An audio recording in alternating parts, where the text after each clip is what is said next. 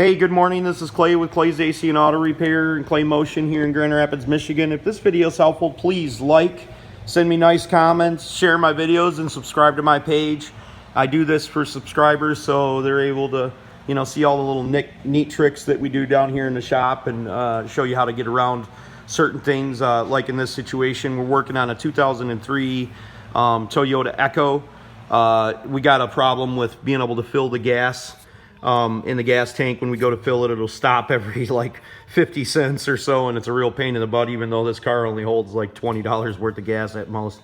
But we're going to show you how to temporarily repair this, and just so you can fill the gas up until you get a new charcoal canister, because the problem that you're having is this canister right here is full and it collects dirt and stuff over the years. So you're going to replace this one right here.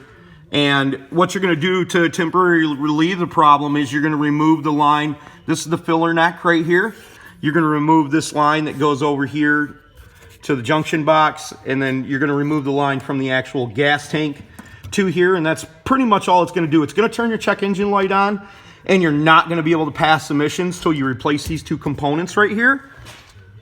But we're going to replace it and wait for them to get in. If this video was helpful, don't be the next to them, be the first to you.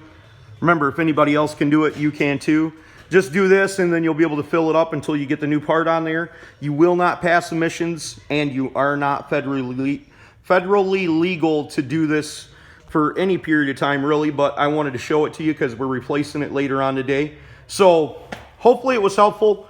Share my videos, subscribe to my page. Send me nice comments. If you want to get to me on Facebook under Clay's AC and Auto Repair, and I'll be happy to answer any questions if I can. I don't know it all, but I know a little. Well, have a great afternoon. God bless.